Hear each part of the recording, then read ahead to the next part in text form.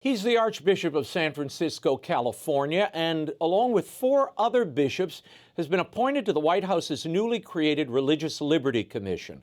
Here to tell us about that appointment and reflect on the brand new pontificate of Pope Leo XIV is Archbishop Salvatore Cordileone. Archbishop, thank you for being here. On May 1st, President Trump signed an executive order establishing this Religious Liberty Commission. He designated Texas Lieutenant Governor Dan Patrick as well as 11 other commission members. And the president designated you to serve on the advisory board of this commission. You've been a vocal defender of religious liberty for a long time. What did you think when you got the call to join this commission? I was very happy to learn about the commission, to see that something more serious is being done to protect this God-given right of religious liberty that is enshrined in our Constitution. As you said, I've striven to defend it. We've seen encroachments on this right. It already began many years ago when we heard some politicians starting to speak of freedom of worship. So this is a subtle, change the language and you win the argument. It's freedom of religion, not of worship, is one specific aspect of freedom of religion. So we saw encroachments on the right for faith communities to serve the needy in accordance with their moral principles that are informed by their faith. So we saw those encroachments. Then we saw it much more so during COVID, where there was actually the suppression of the right to worship itself. Right. Though others were able to continue an operation or return to operation in similar circumstances, in some parts of the country, such as our own, houses of worship were still restricted. So I was very concerned to see the government intruding more and more into the internal affairs of the church. The government, well, aside from religious liberty, I don't think the government has the right to tell anyone who's essential and who's not. The government has the duty to set policies to protect public health. It certainly does not have the right to tell faith communities whether or not worship is essential. The whole idea of separation of church and state is that the government stays out of the affairs of the church, and the church does not control the affairs of the government. There's some mutual influence. As I said, the government has to set policies and to protect public health. We do that when we build buildings, right? For safety, we build them to code. Right. When we build churches.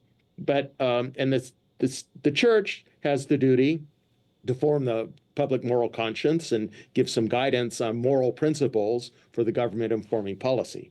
So there is some overlap, but in terms of attending their affairs, the church is left alone to attend to its own internal affairs. The government should not be getting involved. Well, and you did yeoman's work throughout the COVID restrictions in California. I mean, I remember you were doing multiple masses out on your plaza and then, trying to bring people back in. It was an incredible witness that I think you established. So I'm thrilled. When I saw your name on this commission, I thought, if anybody's earned the right to be there, it's Archbishop Cordileone. In addition, Cardinal Dolan, Bishop Barron, Bishop Paprocki, Bishop Kevin Rhodes were also named to this advisory board. Does the president's decision to include so many members of the Catholic hierarchy mean anything to you? And have they told you about the scope of this commission? The committee itself they're still, I think, in figuring out as they go along, sort of. They know they need advice from religious leaders. So there are 3 advisory committees, one of which is religious leaders. They know they need advice from religious leaders. The commission is organizing some hearing sessions in different parts of the country over the next year or so, to which the advisory committee members are invited to attend, not necessarily expected to attend. So they would like to hear from us there, and then we'll learn more as we go along. The basic idea is to get input from different perspectives of different religious leaders from different faith traditions. President Trump does seem to favor Catholics in his cabinet, and so I think he has respect for the church. And as long as we maintain our integrity, I think we will be doing well. Well, I think you'll do that. You've expressed opposition, Archbishop, to any possible insurance coverage mandates for in vitro fertilization, which, of course, the church opposes. Do you hope to influence the current administration's stance on IVF? Perhaps strive for a religious exemption, which the president, before the election, in an interview with me, said he was open to. I certainly would push for that. In fact, I would advise for ample conscience protection. So not just church institutions, but individuals who have a conscientious objection to that should not be forced to include it in their insurance coverage. Yeah. So I think this would be as bad as it would be in any form. This would be something at least livable if there is ample conscience protection and religious freedom exemptions to it for institutions and individuals as well. Yeah. The U.S. Department of Justice is currently investigating the Washington state law that seeks to force priests to violate the seal of confession if they learn about child abuse during the sacrament of reconciliation. Your thoughts, Archbishop, on this new law? Isn't this an obvious infringement by the government on religious liberty, and in this case, church doctrine and practice? Very clearly, it is the government getting involved in the affairs of the church. So this is very worrisome. This is what is happening in China, right? And it's happened in so many different forms in different parts of the world, going back to Europe, with Gallicanism and all those forms of state control of the church. It's happening in China. Now it's beginning to happen here in the United States. This is the government getting involved in the internal affairs of the church. Yeah, no, it's an egregious law that needs re-examination, and I guess they're just going to have to litigate it and see what happens.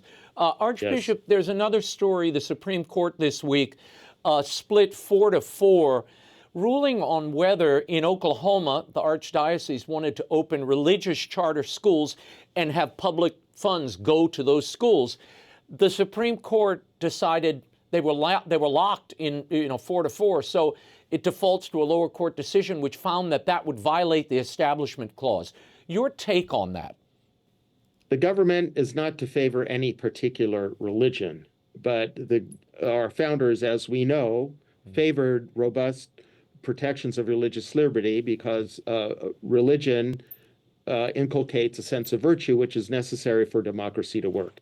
So a religious school per se, I think the government has a duty to support all schools that are providing education to children and young people, not to religious schools, not to support those areas that are specific to their religion. So resources for instruction in the other subjects, for special education and these sorts of things. Right. But the resources for the religious instruction, no. I think that distinction needs to be made. Yeah, they could carve that out and have the charter school, and have the public funding fund the rest of the school day and leave the religious practice aside. For example, there's the practice of, an hour for religious instruction, right? And even in public schools, there's an hour carve out, and not everyone has to take religious instruction. They could do a course in humanities or something else. Yeah, but for some inexplicable reason, Justice Amy Coney Barrett decided to exempt herself. She recused herself from that case, which makes no sense to me. Then every Catholic would have to recuse themselves, I guess, which would be more than half the court. Pope Leo XIV was elected at the top of the month, Archbishop. How familiar were you with Cardinal Prevost and your thoughts on this pontificate so far? To be honest, I did not know much about him. I learned a little bit about him when he was appointed to be the prefect of the dicastery for bishops. But I had never met him. I never spoke to people who knew him. So I'm learning more and more after his election as Pope, and the more and more I learn, the more and more I'm impressed and encouraged. He speaks a lot of peace and unity and building bridges. I think he's in his person, he's a bridge builder. He's grew up in the United States, spent most of his priesthood in Peru, had experience at different high levels of leadership in the church and in administration. So he has a breadth of experience that I think will inform well his service as the Holy Father, and also his vision of church governance that comes from his Augustinian background.